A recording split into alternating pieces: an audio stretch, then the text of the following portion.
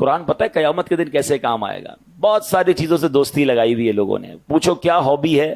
میری hobby sports ہے. میری ہابی موبائل پر گیم کھیلنا ہے. میری ہابی کیا ہے جناب؟ میں کمپیوٹر پہ ٹائم گزارتا ہوں. میری ہابی فلاں پتہ نہیں ٹومی جونی پتہ نہیں کس کس کی کتابیں پڑھتے رہتے ہیں. ارے مسلمان کی پہلی ہابی تو قرآن ہونا چاہیے نا. پہلی مصروفیت تو قرآن ہونی چاہیے. سنو قرآن کیا کام دے گا.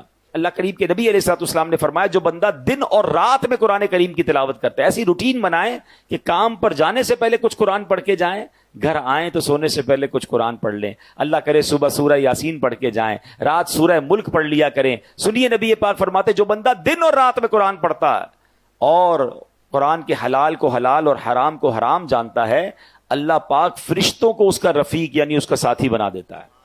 جب قیامت کا دن ہوگا بندے کے لیے اللہ کی بارگاہ میں دلائل دے گا. قرآن کہے گا رب کریم ہر شخص دنیا میں اپنے کام کی اجرت لیتا تھا.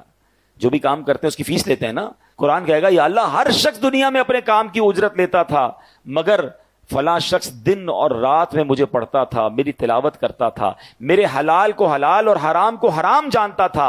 اے اللہ آج اس کو اجر عطا فرما، یعنی آج اس کی اجرت عطا فرما. قرآن کریم کی عرض پر اللہ کریم اس بندے کو تاج شاہی اور کرامت کا لباس پہنائے گا. اب اللہ قرآن سے فرمائے گا حل ردیتا، اے قرآن کیا تو راضی ہے؟ ذرا غور کیجئے، بندے کو عزت کا تاج اور کرامت کا لباس پہنا کے بندے سے نہیں پوچھے گا، اللہ قرآن سے سوال کرے گا اے قرآن تو راضی ہے؟ تو قرآن کہے گا یا رب اس سے بھی زیادہ افضل اجر عطا فرما. اب اس بندے کو بادشاہت اور سبحان اللہ جنت کی نعمتیں عطا کی جائیں گی، یعنی عطا کیا جاتا رہے گا.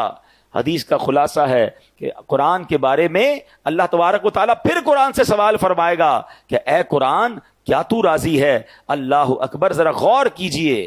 اور پھر ایک وقت آئے گا کہ قرآن کہے گا یا اللہ میں راضی ہوں. اب بتائیں دوستی کس سے کرنی چاہیے؟